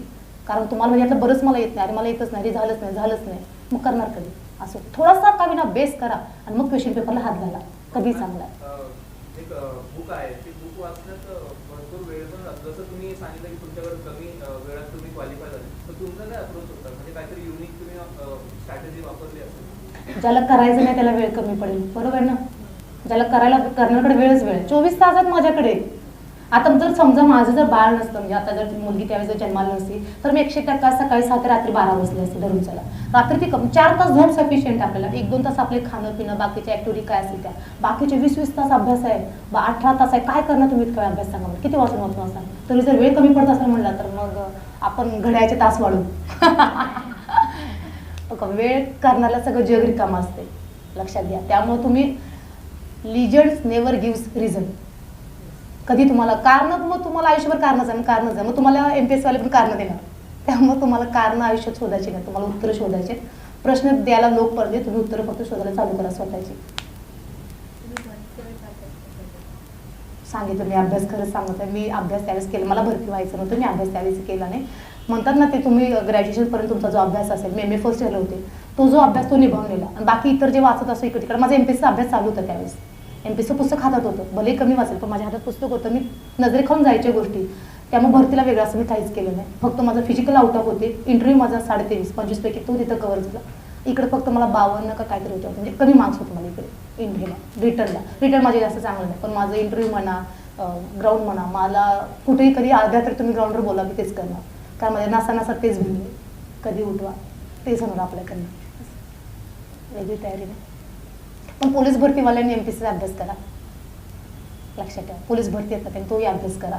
जास्त मोठं केलं छोटं करायला काही जास्त त्रास होत नाही, पण छोटं केलं आणि मोठ्यात हात घालायला गेले की वाटते आवाका खूप मोठा आहे, मग माणूस थोडंसं विचार करते, गोंधळते. त्यामुळं अवांतर वाचन कधीही वाया जात नाही, त्यामुळे करत राहा. मला एवढा सिलेबस मी एवढंच करणार, मर्यादित राहू नका. मर्यादित राहिला ना मग संपलं, मग तुम्हाला ते की तेच करायचं आहे. थोडंसं आउट ऑफ वे जाऊन काहीतरी करायला चालू करा. आणि खरंच सांगते अजून की वेळेची कारणं सांगू नका, घरच्यांची कारणं सांगू नका. घरच्यांच्या ठिकाणी अगदी बरोबर असतात. कधी कुठल्या वेळी म्हणणार की माझ्या मुलाचं नुकसान होऊ दे, माझ्या मुलीचं नुकसान होऊ दे किंवा त्या नाही होऊ दे, ते आपल्यासाठी चांगलाच विचार करतात. त्यामुळे त्यांची कारण देऊ नका. आणि कसं असेल माणूस जेव्हा करत असे तेव्हा त्याला ते बरोबर वाटत असे, मी जे करतो ते बरोबरच आहे. आणि घरच्यांना वाटतं की बाबा नाही चुकीचं आहे, थोडंसं विचार कर. तेव्हा चर्चा करा, पण आगीच जाऊ नका, मन दुखवू नका आणि स्वतःच्या मतावर ठाम राहा. लक्षात ठेवा, स्वतःला जे करायचं ते करून घ्यायचंय ना, मग थोडंसं चांगल्या वेळी करू चला. सगळ्यांचं मन दुखून सगळ्यांना नाराज करून आयुष्यात आपल्याला काही मिळत नाही आणि घरचे नाराज होऊन तर काहीच मिळत नाही. त्यामुळे त्यांना विश्वासात घ्या, काय करताय समजावून सांगा. MPSC म्हणजे काय, पहिले घरच्यांना समजावून सांगा, कारण त्यांना इतकी वर्ष काय करते हेच मुलगा करत नाही. अभ्यास म्हणजे असं काय जगावेळा करतो हे घरच्यांना समजत नाही. त्यामुळे त्यांना समजावून सांगा MPSC काय आहे, इतकी वर्ष का लागतात, त्यांना अभ्यासाचा आवाका सांगा, बाहेरची स्पर्धा परीक्षा काय चालू आहे जगामध्ये ते सांगायला समजावून सांगा. थोडा वेळ द्या घरच्यांना आणि मग यात उतरा. कधीही तुमचे घरचे तुम्हाला विरोध करणार नाही. लक्षात ठेवा, तुम्ही चांगलं करत असाल ना, एक जरी माणूस तुमच्या पाठीशी असेल तरी भरपूर आहे तुम्हाला. मग तुम्हाला 100 लोकांची गरज नाही. एक मित्रमैत्रीण चांगला ठेवा, नसेल तर घरचे चांगले ठेवा, पण एक तरी माणूस जरी तुमच्या पाठीशी असेल ना, जग तुम्हाला मोकळा काही करा. बिनधास्त. तुम्ही जसं म्हणालात, जेव्हा तुम्ही कोल्हापुरात डिपार्टमेंटमध्ये काम केलं तेव्हा तुम्ही म्हणजे काम करत होते, पण ज्यावेळेस प्रेग्नन्सी राहिली त्यावेळेस तुम्ही घरी राहिले सुट्ट्याच्या दरम्यान, त्यावेळेस तुम्ही अभ्यासावरती फोकस केला. पण डिपार्टमेंटमध्ये असताना असं कधी वाटलं नाही की आपण ह्या पोस्टला असावं वगैरे, असं कधी तो फील नव्हतं? मी तेच सांगते, माणसाला एखादी गोष्ट मिळाली की माणूस बस चला जय हिंद जय महाराष्ट्र असतो. मला ते, मी नोकरी करत होते, माझं लग्न झालं होतं, सगळं छान चालू होतं, माझा पगार चालू होता. मग मला असं बाबा आता आधी करावं, परत अभ्यास करावा, आणि मुळात अभ्यासाचाच कंटाळतो खरं सांगते. तो परत एवढं सगळं वाचायचं आणि एकदा मी MPSC करत होते, मला ते माहीत होतं भाऊ काय आहे. आता वाटतं की झाले नोकरी लागली ना सगळं बघ. त्यामुळे ते माझ्या डोक्यात नाही आलं की तो अभ्यास करावा MPSCचा आणि परीक्षा करते. बाकी अधिकाऱ्यांनी बघून वाटलंच नाही मला. एक लक्षात ठेवा, आता तुम्ही मला सांगा, बरीच लोक बाहेरची सुद्धा आलेत, लांब लांब आलेत पुण्यात अभ्यास करतात, तुम्ही इथं का जमलाय सांगा. एखाद्याच्या समोर एखादी पर्सनॅलिटी असते, त्याला बघून माणसाला वाटते अरे बाबा आपण करावं, आपणही असं व्हावं. तसं कदाचित माझ्या समोर कोणी आलं नाही, मी खरं सांगते. म्हणजे कदाचित आम्ही पुण्यात आलो नाही, कारण पुण्यात खूप छान छान अधिकारी, खरं सांगते मी, जे कोल्हापूरात असतील पण आमच्या नजरेसमोर नाही आले, कारण आमचं पोलीस स्टेशनला वेळ कमी, ग्राउंडवर जास्त आहे. त्यामुळे अधिकाऱ्यांशी फार माझा कमी संपर्क आला. त्यामुळे मला असं कोण वाटतं एखाद्याला बघून बाबा हे करावं, हे व्हावं, बस असं व्हावं असं नाही वाटलं. हे जसं 2014 साली मला MP जाऊन वाटलं, त्याच्या आधी मला ते अख्ख्या 4 वर्षांमध्ये कधीच नाही वाटलं. त्याच्या आधी व्हायचं, भरतीच्या आधी वाटायचं अधिकारी व्हावं, पण भरती झाला सगळा विषय थांबला. पण 2014ला MP गाठलं तेव्हा कळलं की आपण अधिकारी व्हावं, असा विषय. म्हणजे एखादं तुम्हाला तो किक पॉईंट कुठेतरी मिळालेला असतो, तो आयुष्यात प्रत्येकाला गरजेचा आहे. लक्षात ठेवा, त्याशिवाय माणूस करत नाही. नुसतंच बिना तुमच्या टार्गेटवर तुम्ही नाही काय करू शकत. तुम्हाला एक समोर कोणतरी बघावं लागतं आणि त्याच्या मागं तुम्हाला जायचं असतं. तसं आयुष्यात कोणी माणूस धरा, आई वडील धरा, मित्रमैत्रिणी, तुम्हाला जे कोण चांगलं वाटतं एक माणूस धरा समोर, त्याच्याकडे बघून तुम्ही अर्धा तर झोपेसुद्धा उठून अभ्यास करावा. असं एखादं पॉझिटिव्ह पर्सन तुमच्या समोर आयुष्यात कायम ठेवा. पोलीस खातं भयानक म्हणजे भयानक कष्टातलं खातं आहे. म्हणजे अर्ध्या रात्रीसुद्धा जर आम्हाला जर फोन येत असेल मॅडम माझ्या टॉयलेटमध्ये लिकेज आहे, तर मला सांगा. 1 आणि 2 वाजता जर एखाद्या लेडीचा तुम्हाला फोन आला की मॅडम टॉयलेटमध्ये लिकेज आहे, हे पोलिसांचं काम आहे का? लिकेज करणं पोलिसांचं काम आहे का मला सांगा. म्हणजे विषय हा असतो. पण आम्ही त्यांना म्हणू शकतो मला का फोन केला, चल तिकडे PWD सांग किंवा दुसरं कोणाला सांग, तुझ्या जे तुमचे मेंटेनन्स वाले त्यांना सांग, म्हणू शकतोय का? अजिबात नाही. लगेच उद्या वरिष्ठांपर्यंत रिपोर्ट जातो. म्हणजे तुम्हाला पब्लिकला किती तुम्हाला त्रास होतो, म्हणजे आम्हाला किती त्रास होतो, तुम्हाला हसत हसत फेस करावं लागतं. म्हणजे एखाद्या पक्ष्यांचा किलबिलाट जर झाला तरी आम्हाला फोन येतो, मॅडम इथे पक्षी खूप किलबिलाट करतात. पोलीस काय करणार सांगा मला? पक्ष्यांच्या किलबिटाला पोलीस काय करणार? म्हणजे त्यालाही तुम्हाला हसत फेस, म्हणजे भयानक तुम्हाला इथं त्रास आहे. रात्री 1 वाजता एखाद्या लहान मुलीचे केस आले तुम्हाला येणंच आहे, तुम्ही नाही म्हणू शकत नाही. पहाटे 4 वाजता एखादी केस घडली तुम्हाला येणंच आहे. एखादा समजा भिकायला त्रास आहे, काही झाले रोडवर तुम्हाला जाणंच आहे. म्हणजे तुम्ही जबाबदारी नाकारू शकत नाही. जसा प्रत्येक माणूस नाकारू शकतो तसा पोलीस नाकारू शकत नाही. एक वेळ मंदिर बंद होईल पण पोलीस स्टेशन बंद होणार नाही, काही झालं तरी. लक्षात ठेवा. म्हणजे असा विषय. त्यामुळे माझं म्हणणं आहे की तुम्ही आता अधिकारी होऊन आता किती PSI होणार, किती पोलीस कॉन्स्टेबल होणार हे तुमचं तुम्हाला. पण जे कोणी पोलीस खात्यात येत आहेत त्यांना मी खरं सांगते की पॉझिटिव्ह माइंडनी पोलीस खात्यात या. करायला तुम्हाला जग मोकळा, इतकं काम आहे ना करण्यासारखं. म्हणजे तुम्हाला मला सांगा, एखादा मोठे VIP येतात, मोठे बंदोबस्त असतात, तिथं ना आम्ही कधी कधी मंत्र्यांना सुद्धा जाऊ देत नाही. आता समजा इथं 10 लोकांची सिटिंग अरेंजमेंट आहे, 11 वाजता एखादा मोठा मंत्री आला तरी आम्ही थांबवतो, कारण 10 लोकांचीच आम्हाला परवानगी आहे. तसा एखादा पोलीस होतो, तो थांबणार नाही, तो पोलीस डायट आप येतो. म्हणजे एवढी त्या युनिफॉर्मला तुमच्या पॉवर आहे. तुम्ही कुठेही घुसा, कुठेही जावा, काही करा, म्हणजे काही म्हणजे तसा विषय नाही. म्हणजे कुठले तुम्हाला मदत करायचे, काम करायचं, तुम्ही कसंही करा, तुम्हाला युनिफॉर्म तुमचा सपोर्टिव्ह आहे. तुम्हाला जायला अडवत नाही, म्हणजे तुम्हाला कुठेही रोकत नाही. ती गोष्ट तुम्हाला चांगली आहे. म्हणून त्यामुळे मला युनिफॉर्म खूप आवडतो, खूप म्हणजे भयानक आवडतो. आणि म्हणजे कसं प्रोफेशनल आणि फॅमिली हे कसं मेंटेन करता येईल? पोलीस हा म्हणजे आईनं त्यागलेला करणं हे मला खरंच आता कळलेलं आहे. आईनं म्हणजे सगळ्या अख्ख्या फॅमिलीने त्यागलेला. म्हणजे मी प्रॉपर कोल्हापूरचे, माझी अख्खी फॅमिली कोल्हापूरला असते. मी पुण्यात नोकरी करते, मी पुण्यात एकटी राहते इथे. तर फक्त 15 दिवसातून एकदा जाते किंवा महिन्यातून एकदा घरी जायला मिळते. आता माझी मुलगी कंटाळून स्वतःहून इकडे आली, कारण मी गेले 1.5 महिना घरी गेली नाही. जसं काय आपला आता जो कम्युनल वाद चालू आहे म्हणजे भोंग्यांचा म्हणा जे काही चालू आहे याच्यामुळे मी गेले 1.5 महिना घरी गेली नाही आहे. तर ती मुलगी कंटाळून म्हणजे स्वतः इथं भेटायला आली, असा विषय झाला. फॅमिली लाईफ तुम्हाला जास्त मिळत नाही, पण काहीतरी त्याग आयुष्यात करावा लागतो. तुम्ही प्रत्येक वेळी घर चिकटून बसला, आई वडील मुलं बाळ नवरा म्हणून बसला, बायको, मग तुम्ही कधी करणार? प्रत्येक गोष्टीला एक ठराविक काळ असतो. तुम्ही आत्ता तुमचं घरी आहात, दररोज सगळे आपापल्या घरी राहताय, आई वडिलांसोबत राहत असताय. आता ठीक आहे, जे अभ्यास करायला मुलं बाहेर त्यांची गोष्ट वेगळी, पण तुम्ही म्हणजे तो काळ तुम्ही घरच्यांसोबत भोगलेला आहे. इथनं पुढे प्रत्येक आई वडीलच पाहिजे असं आहे का? नाही. लग्न झालं तुम्ही ठराविक काळ नवरा, बाकी तुमची मुलं बाळ, आणि प्रत्येकाला प्रत्येकाचं आयुष्य असते, कोण कुणापासून अडत नाही. म्हणजे मी नाही की तर माझी मुलगी जगणाने असं आहे का, ती खाणार पिणाने असं आहे का, ती तिचं ती करेल. थोडं प्रेम आपुलकी माया पाहिजे, पण कुणापासून कुणी अडत नाही. त्यामुळे स्वतःला स्ट्रॉंग ठेवा, स्वतःचं जे काय असेल ते करा. स्वप्न मारू नका, इच्छा मारू नका. त्यामुळे त्या गोष्टीनंतर म्हणतात की काय मी तुला सांगितलं होतं का?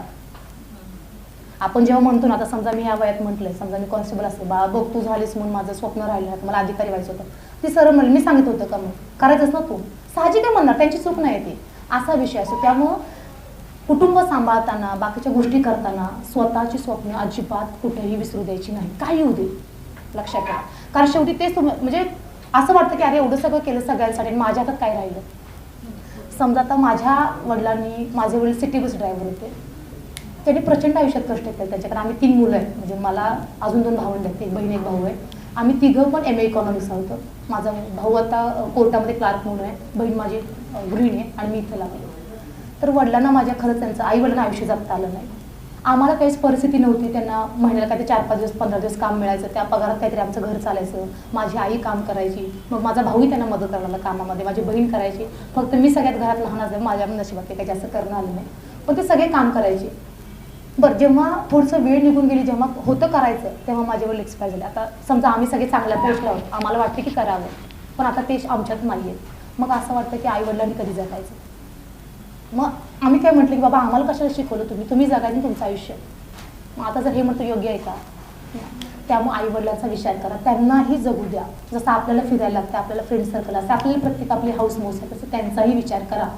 मुलांनी जास्त करा, कारण मुली म्हणजे नॅचरली मुली फार हळव्या असतात, सगळ्यांना माहिती. आहात का ॲग्री आहात का मागे? तर मुली म्हणजे नॅचरली निसर्गतः मुली हळव्या असतात, मुली आईवडिलांशी कनेक्ट असतात. पण मुलं फार आईवडिलांना वेळ देत नाही. दिवसातला अर्धा तास 15 मिनिटं तर द्या. मैत्रिणीला आपण 1-2 तास देतो, मग आईवडिलांना एक 15 मिनिटं द्यायला काहीच हरकत नाही, नाही का? जेवलं खाल्लं पिलं विचारायला त्यांनी कधी कुणाकडून अपेक्षा करायची आईवडिलांनी. त्यामुळे आईवडिलांना थोडासा वेळ द्या. त्यांची जास्त मोठी अपेक्षा नाही की मुलांना मला दागिने करावे, काय साड्या घ्याव्या, पण मुलांना अर्धा तास आईवडिलांना द्यावा दिवसातला, तेवढ्यावरती खुश आहेत. आणि जे घरदार सोडून आले ते तर कंपल्सरी वेळ द्या, माझी प्रामाणिक मत आहे. कारण तुमच्या म्हणजे तुम्ही, माझा मुलगा पुण्यात अभ्यास करते, माझी मुलगी पुण्यात अभ्यास करते, खूप ताट मानणे सगळे अख्ख्या गावात समाजात सांगत असतात ते अख्ख्या चौली बसून. मग त्यांना कुठेतरी वाटावं ना बाबा, दररोज मुलगा फोन करून खुश आहे तर सांगतोय का, पास हो न नंतरचा भाग आहे. शेवटी तुम्ही किती कष्ट करताय, कष्टासोबत नशिबी तुम्हाला आहेच पुढे, म्हणजे तो शेवटीचा भाग आहे. पण ते तुमचं जे नातं आहे ना आईवडिलांचं, बहीण भावाचं, थोडंसं जपा. जेव्हा तुम्ही डिप्रेशनमध्ये जाताय ना, तेव्हा तुम्हाला तुमच्या पाठीशी तेच असतात, तुमचे मित्रमैत्रीण राहत नाहीत. असतील ज्यांचे काम त्यांचे ठीक आहे म्हणजे थोडीफार, पण शक्यतो तुम्हाला आई वडील आणि बहीण भाऊ येतील, अरे काय होत नाही, आपण आहोत ना, गावाकडे शेती करायचं करूया, म्हणजे तो तरी आशाचा किरण. त्यामुळे त्यांना सोडू नका, शेवटी तुमच्या तेच राहतात. माझा जेव्हा डिप्रेशनचा काळ होता, एक असंच आयुष्यात एक प्रसंग घडला होता, मी प्रसंग नाही सांगणार, पण एवढा डिप्रेशनमध्ये मी होते ना, असं वाटलं की बास थांबा, होतं सगळं संपवावं. तेव्हा माझी बहीण आणि माझी आई माझ्या पाठीशी होती त्या परिस्थितीला, नाहीतर मी आज समोर नसते आपल्या, म्हणजे जगात नसते धरून चाल. एक एवढ्या डिप्रेशनमध्ये मी खाली गेले होते. पण माझी आई आणि माझी बहीण ज्यांनी मला सपोर्ट केलं म्हणा, ज्यांनी मला मेंटली सपोर्ट दिला, आणि मी आज इथे दिसते. त्यामुळे घरच्यांना अजिबात घरच्यांची साथ सोडू नका, काही झालं तरी. तुम्ही किती तुमचं त्यांची मतं जुळून येत, तुमचे त्यांचे विचार जुळून येत, पण त्यांचं तुम्ही साथ सोडू नका. शेवटी तुम्हाला तेच तुमच्या पाठीशी येणार आहे. तुम्ही आता या पदावर कार्यरत असताना तुम्ही आता ठरवलं की राज्याचं तुम्हाला DC किंवा DYSP व्हायचं, तर वेळ भेटतो का? अजिबात नाही. सीकमध्ये जावं लागेल, पण ते पण बिनपगारी. कारण मला माझ्यामध्ये बघा MPSC राज्यसेवेचा अभ्यास वास्ट आहे, म्हणजे तुम्हाला जास्त आहे. मग मला सांगा, जर मी आता सकाळी, आता आज नाही आले ठीक आहे, काल मी पहाटे 5 वाजता आले ते रात्री 12 वाजता गेले. 5 वाजता आपलं जे अजान वगैरे असते, जे भोंगण चालू आहे, सकाळी पठण असं, नमाज पठण असं, सकाळी 5 वाजता पावणे 6ला त्यांचं असतं नमाज पठण, 5:30ला असतं, 5:40ला असतं. आम्हाला 5 वाजता यावं लागतं पहाटे. 5 ते त्यांचं सकाळचं दिवसातून 5 वेळा असतं नमाज पठण. ते पूर्ण आम्हाला तिथं थांबावं ते बंदोबस्ता. रात्री 12पर्यंत हद्दीत फिरून मग घरी जातो आम्ही, परत सकाळी 5 वाजता. मग सांगा कधी अभ्यास करणार असं ते. बरं, पब्लिक दिवसभर येत असतं, म्हणजे प्रत्येकाच्या लहान सण प्रत्येक दिवसभर पब्लिक असतं तुम्हाला. मग तुम्ही कोण आला थांबाला तर वाचायचं करू शकता का? अजिबात. आणला डब्बा सुद्धा आम्हाला जेवायला मिळत नाही एक दिवस, जेवढी वाईट अवस्था असेल. त्यामुळे अभ्यास फार लांबची गोष्ट आहे. जर करायचं असेल तर करू शकतो, नाही असं नाही. आता नाही तुम्हाला की मॅडम कारण नसेल आणि आम्हाला शिकवतात, पण एवढंच की फक्त सिकमध्ये जावं लागेल, रजेवर सुटावं लागेल, नाही तुम्ही बिनपगारी 6 महिने रामराम करावं लागेल PSIला असं आहे. कारण आपल्यामध्ये थोडीशी स्ट्रिक्ट ॲक्शन घेतात जर तुम्ही गैर पडला तर, असा विषय. आणि अधिकाऱ्यांना जास्त घेतात, माहीत असू दे. तुम्ही जर PSI झाला भविष्यात आणि होणार आणि त्याच्यानंतर जेव्हा तुम्ही राज्यसेवेचा अभ्यास कराल ना, तेव्हा तुम्हाला थोडासा त्रास होईल. कारण कॉन्स्टेबलला कर्मचाऱ्यांकडे जास्त कोण हे होत नाही, पण जेव्हा तुम्ही अधिकारी असता तेव्हा तुम्ही एक जबाबदार पदावर असता, तुमच्यावर जबाबदारी असते, तुमची जबाबदारी झटकू शकत नाही. त्यामुळे जेव्हा तुम्ही 1 महिना स्लिपमध्ये 2 महिने 3 महिने तुमचा रिपोर्ट होतो, मग तुम्हाला जे काय असेल ते कायदेशीर कारवाई त्याला तुम्हाला सामोरं जावं लागतं, थोडासा त्रास होतो. त्यामुळं आत्ताच चांगला अभ्यास करा, PSI असो MPSC राज्यसेवा जे काही करायचं चांगलं करा, पण 100% करा. पण त्यातनं परत पुढं काहीतरी करू हा विचार नंतरच आहे, पण आत्ता जे करायचं ते चांगलं करा तुम्ही. नंतर विषय म्हणून मी राज्यसेवा सोडला, मी LLBच्या मागं आले मला LLB करायला.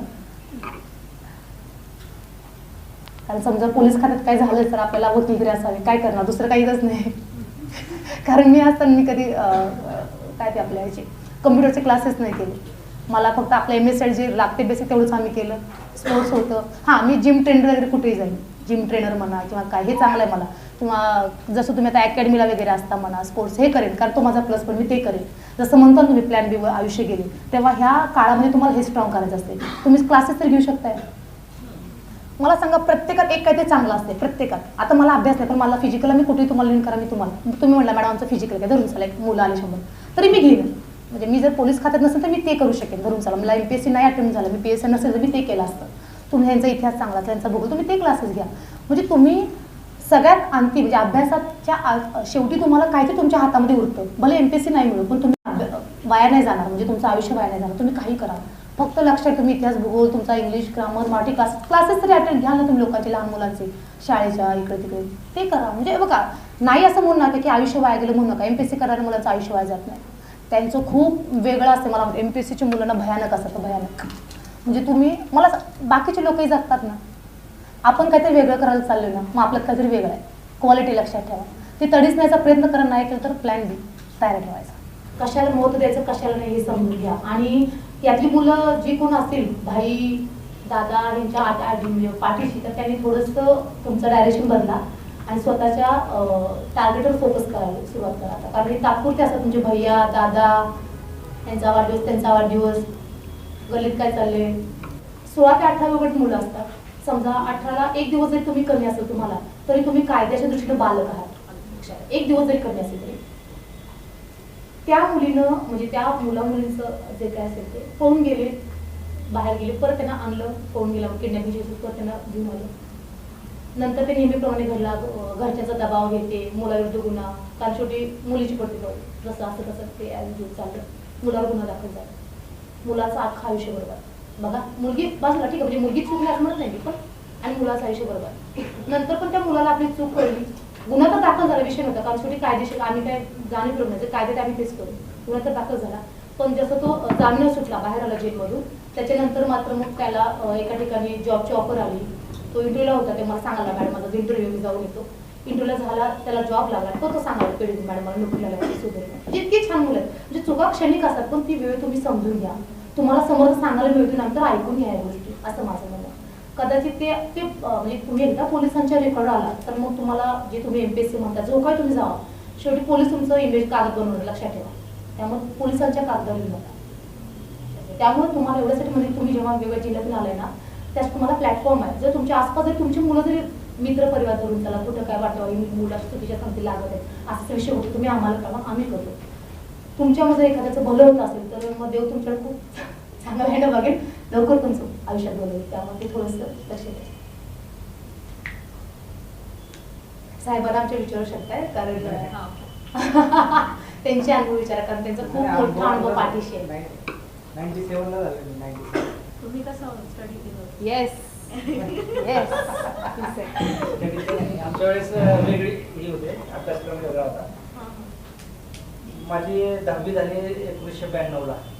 त्या काळात काय असं मी सोलापूरनं खेड्यातून आलेलो आहे, बार्शी. त्या काळात MPSC वगैरे काय नव्हतं. नंतर आम्हाला माहित झाली पुण्यामध्ये MPSC वगैरे करतात.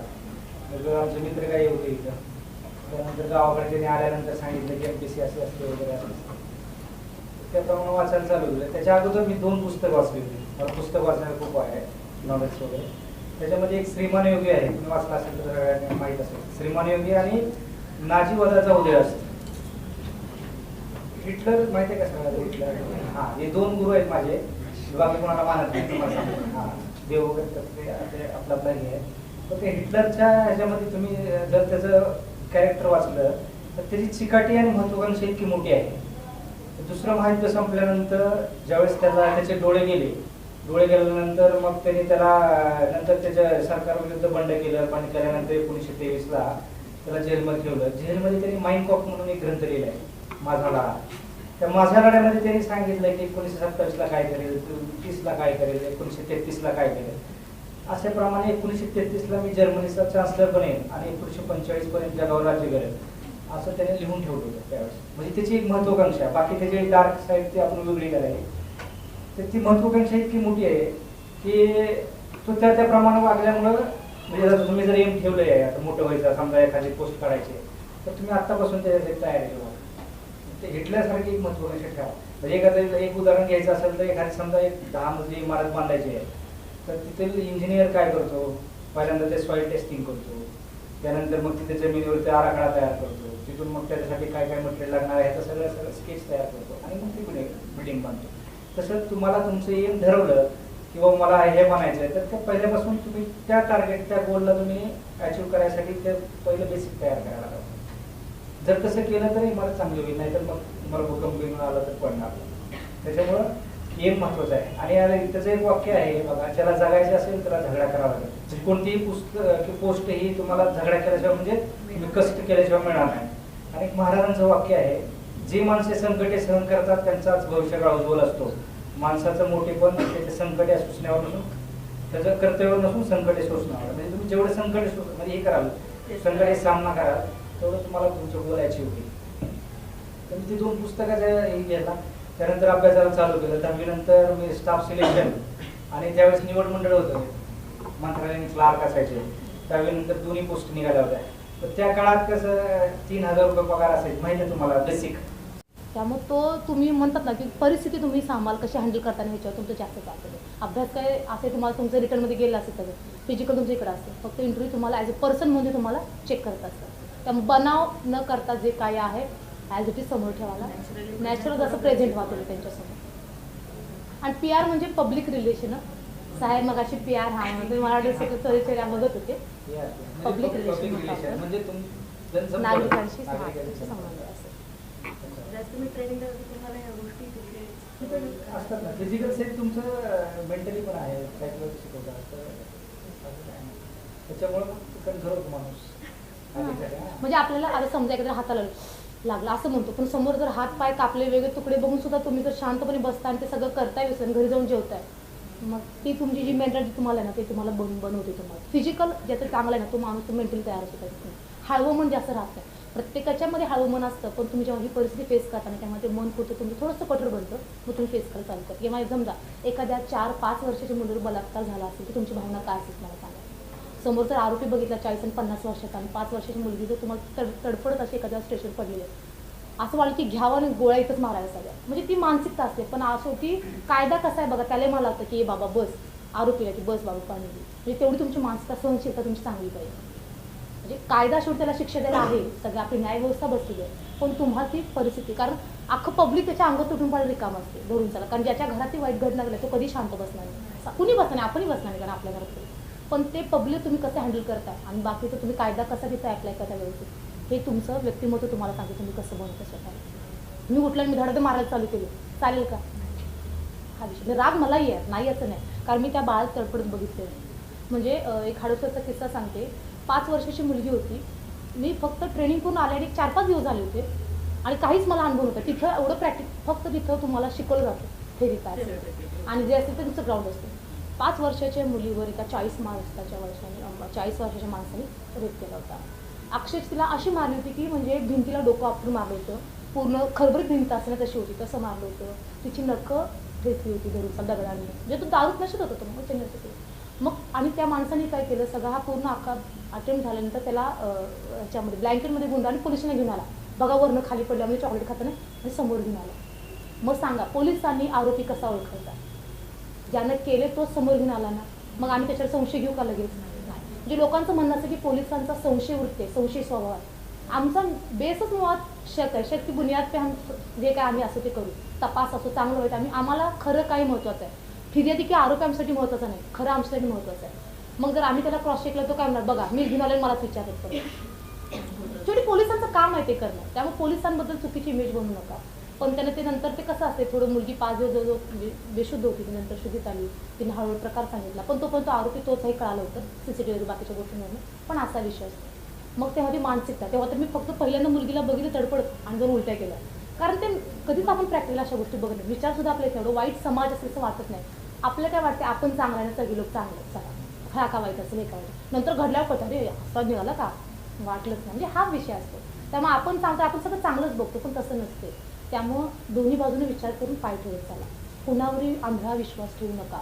आणि जास्त करून मोबाईलच्या बाबतीमध्ये मी अजूनही सांगते, हे जेवढं चांगलं तेवढं सगळ्यात जास्त वाईट विष आहे.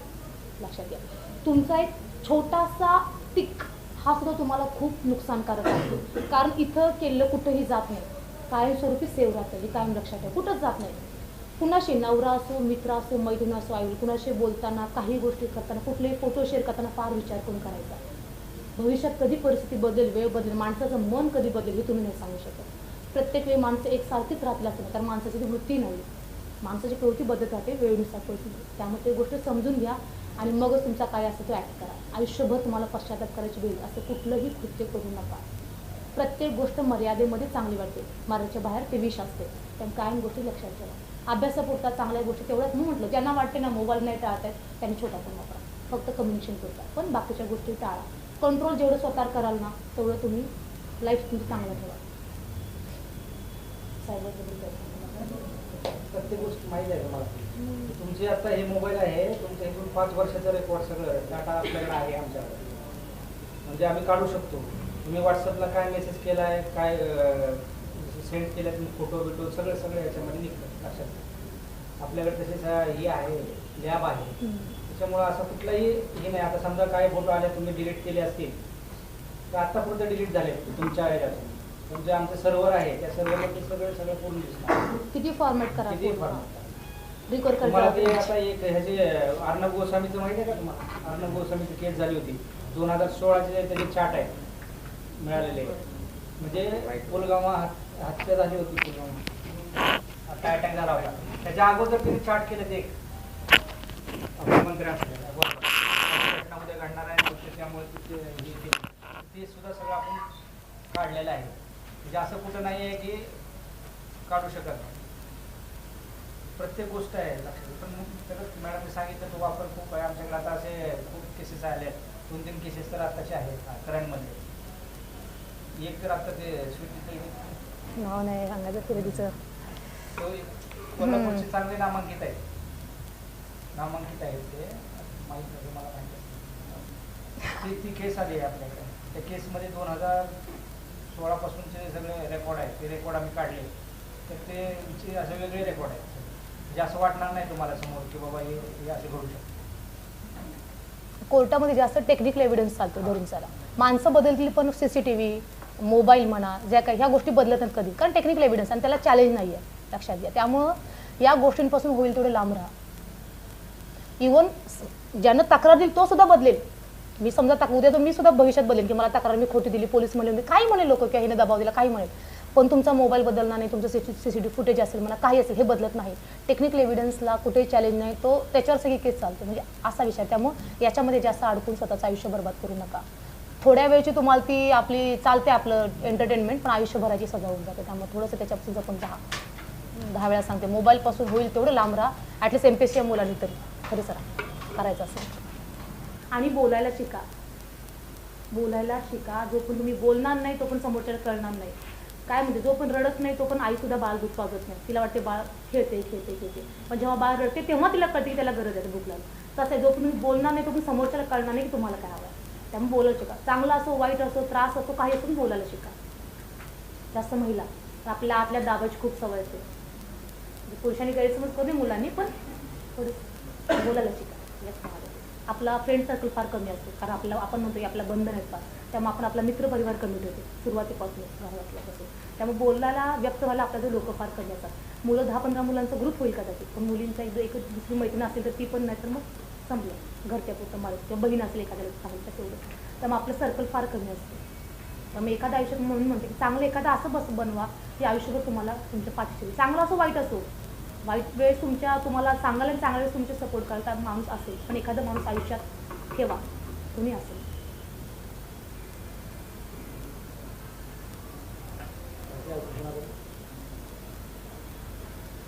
काय का प्रश्न अजून?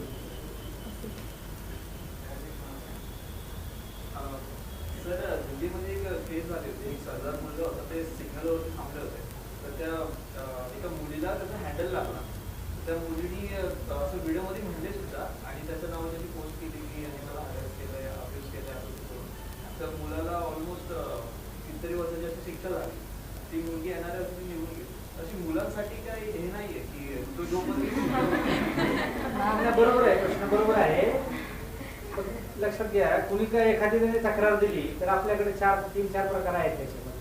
तक्रार दिली, तक्रार दाखल होते, कारण मुलीने एकदा तक्रार दिली तर तक्रार आम्हाला दाखल करावं लागते. पण अरेस्ट करताना आहे ना, त्याच्या सगळ्या बाजू आपण तपासतो. म्हणजे खरेच बाबा त्यांनी छेडछाड केली आहे का, केली असेल तर मग इतर काही एव्हिडन्स आहेत का ते बघितलं जातं. आणि जर असेल तर मग त्याच्याविरुद्ध चार्जशीट पाठवतो. जर नसेल तर मग त्याच्यामध्ये आम्ही फायनल करतो बाबा याच्यामध्ये आरोपीचा सहभाग येत नाही, मुलीने दिलेली तक्रार खूप तपासाचा भाग आहे. समोरचा तपासी अधिकारी आहे ना, तो अँगल तुम्ही त्यावेळेस कसा आहे, बर्डन ऑफ प्रूफ आहे ह्याच्यामध्ये आहे ना, तुमच्यावर आहे. म्हणजे तुम्ही एखादी घटना केली नाही असं तुम्ही निष्पन्न करायचं, तुम्ही दाखवायचं आरोपीवर आहे. म्हणजे आता जो गुन्हा धक्का लागला तर मी बाबा त्या इंटेन्शननं धक्का दिला नाही हे तुम्ही दाखवायचं सगळ्यांना. बघा CCTV मी माझ्या पद्धतीने जात होतो, चुकून धक्का लागला. किंवा एखादी प्रत्यक्ष साक्षीदार असतात, तो आम्हाला कळतं की आरोपी आहे का नाही कळत. त्याच्यावर 1-2 मिनिटाचा आमचं असतं रिमांड 2 मिनिटात कळतं. ती सगळ्याला वापरत नाही आम्ही. तक्रार कुणालाही नाकारू शकत नाही. जो येईल त्याची तक्रार घेणं आम्हाला बंधनकारक आहे. फक्त तक्रार दाखल केल्यानंतर त्या तपासात जे काही निष्पन्न होईल, खरं खोटं, कोण खरं बोलते, खोटं पुरावा काय म्हणतो, त्याच्यावर मग पुढं हे राहतं. तसं शिक्षा म्हणतात तसं काहीतरी असेल प्रकार, कारण त्याशिवाय एवढी अख्खी न्याय व्यवस्था आहे, पोलीस यंत्रणा आहे, कुणालाही उत्तम शिक्षा अशी होत नाही. आणि ज्याला शिक्षा द्यायची म्हणजे ज्याच्या आरोपी प्रूव्ह करायला ना खूप तुम्हाला एव्हिडन्स क्रिएट करावं म्हणजे तुमचा किंवा असावं लागतो. असं कुणाला आरोपी बाबा मी म्हणतो ना आरोपी होत नाही, मला तो आरोपी काय हे मलाही दाखवावं लागतं. म्हणजे त्याला तो नाही हे दाखवावं लागतं, पण मला तो आरोपी काय हे मलाही सांगायचं त्याला, ते मला ते एव्हिडन्स थोडा जमा करायचं. त्यामुळे असं उठलं सुटलं कुणाला काही होत नाही. त्याला थोडासा काहीतरी बॅकग्राऊंड केबेस असेल असं नाही.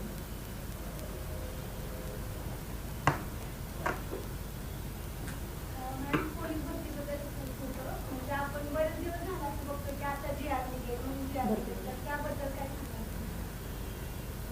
सरकारी माणसं म्हणजे एक कारण असं नाही का, आपण खूप दिवसापासून करतो, मग ते म्हणलं की किती दिवस झालं करते, आणि आपण म्हणजे माझ्या मैत्रिणी म्हणते मी असं GR निघलं नाहीये तर त्या म्हणजे असं अकॅडमी सोडून गेल्या, जॉब करतात.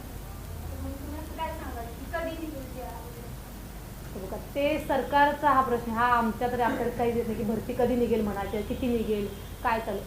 थोडंफार आता ही तिकडची बाजू आहे, पण ते झालं नाही म्हणून सोडणं हे चांगलं आहे. तुम्ही फिजिकल तुमचं ठेवा, अभ्यास सुरू करा, मग तुम्ही जॉब करा. मी म्हणणार नाही की तुम्ही भरती अजून 10 वर्ष नाही तुम्ही भरतीच करत बसा अजिबात. तुमचा आता वय किती आहे? आता एक तुम्हाला भरतीला तुम्हाला MPSC आहे का समोर? हो ते तर मग कुठली एक्झाम नाही तुला कुठली आहे बघा. करणारा म्हणते करणाऱ्याला जग मोकळा असते. तुम्हाला पोलीस भरती नाही, तुम्हाला क्लार्क आहे, PSI SP असिस्टंट, तुम्ही कुठल्याही जावा. ऍक्च्युली माझा एक अटेम्प्ट झाला पोलीस भरतीला पुणे कामला, आणि आता मी तलाठीसाठी पण करते, तरी पण एक GR माणसाचं मन आहे, शेवटी माणूस वाट बघणार विशेष नाही. पण वाट बघून त्याला आपण एक मर्यादा ठेवा. आयुष्य पण तुमचं चालले लक्षात ठेवा. दर दिवसाला तुम्ही पुढे पुढे मोठे होत चालला, मग तुम्ही वाट बघा. आता 21 आहे, किती 28 आहे, 33 आहे आपल्या ओपनला. 33 केले का? 30 33 केले का, मग अजून 9 वर्ष पण तलाठी करताय ना तुम्ही, मग का पोलीस भरतीची वाट बघता? एवढी चांगली पोस्ट आहे तलाठीची, तर तुम्ही पोलीस भरतीची वाट बघता? PSI करा ना, अरे करायचं PSI निघतात ना पोस्ट, PSI करा ना. भरती नाही निघली तर PSI एक्झाम घेणं, लक्षात ठेवा. तुम्ही तो ट्राय करा. 10 एक जागा आपली कन्फर्म करायची, आपण 9 बाकीच्या बघतील भांडत बसतील, एक जागा माझी. भांडण्याचं काम त्यांचं आहे, आपण फक्त आपल्या एका जागेसाठी करायचा प्रयत्न, बरोबर ना? ते म्हणतात ना की एखाद्या ठिकाणी समजा जिथं पोलीस हद्द येते त्या ठिकाणी एखाद्या ठिकाणी असे क्राईम्स होतात आणि तिथं जास्त तक्रारी घेतल्या जातात, तर तिथं अकार्य म्हणजे जे आहेत ते व्यवस्थित कार्य करत नाही असं म्हणून बघितलं जातं जास्त तक्रारी घेतल्यानंतर. तर त्यावेळेस म्हणजे त्या मोमेंटला किंवा त्या सराउंडिंगमध्ये कसं नियंत्रण ठेवलं जातं? हे बघा आता हा आता तुम्ही जास्त त्यांचं काय म्हणायचं म्हणजे ज्या ठिकाणी समजा जास्त तक्रारी होतात त्या ठिकाणी वरिष्ठांचं तिथं चांगलं म्हणजे हे नाही, कंट्रोलिंग नाही असं समजून वरिष्ठांवर एलिगेशन होतं त्यांच्यावर. त्या ठिकाणी तुम्ही सक्षमतेने कसं काम करावं, नियंत्रण कसं करावं?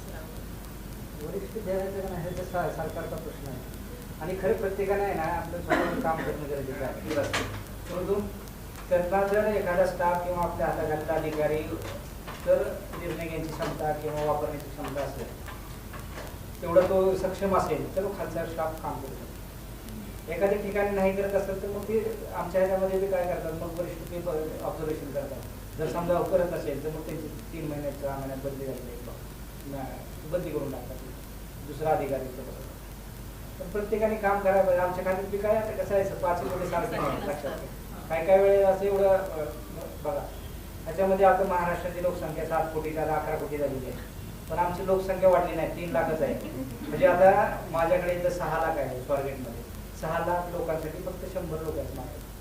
आणि ह्या 100 लोकांमध्ये प्रत्येकाला किती लोकांना हे करणार, एक माणूस आहे ना किती लोकांना म्हणजे नाही करू शकत. म्हणजे प्रत्येक आणि कसं आहे समाजात तुम्ही आहेत ना, आमचे डोळे आहेत. एखादी घटना घडली तर तुम्ही आम्हाला सांगायला पाहिजे. असं माझे हात दादा समजा 6,010 किलोमीटरचे आहे आणि तिकडच्या महर्षीनगरच्या त्या मैदानावर काय तर प्रकार झाला, पोलीस असं काय ना जेवण आहे की त्याला 2 डोळे आहेत, मागे काय कुठं कळत हा सांगणार कोण, तुम्ही समाजानं सांगणार. त्याच्यामुळे आमची संख्या जरी कमी असेल तर तुम्ही डोळे येतात, तुम्ही सांगायला पाहिजे सर असं असं झालेलं आहे किंवा असं माहिती द्यायला पाहिजे. मग तिची पुढची प्रोसिजर करता येते किंवा प्रिव्हेन्शन करा. तुम्हाला बी अधिकार दिलेला आहे ते राज्यघटनेने. एखादी घटना तुमच्या समोर घडत असेल तर तुम्ही ती थांबवू शकताय, तुम्हाला तो अधिकार आहे आणि तुम्ही फिर्याद देऊ शकता, त्यामध्ये कंप्लेंट होऊ शकता. प्रत्येकाने आपलं आता समजा एक उदाहरण घ्या, तुमच्यापैकी मला सांगा तुम्हाला घाई गडबड आहे म्हणून सिग्नल किती लोकांनी जम्प केला केला का? मग आता प्रत्येक सिग्नलला किती पोलिसांनी उभा राहायचं? आपण आपली जबाबदारी आहे ना समाजाची की बाबा रूल पाळणं.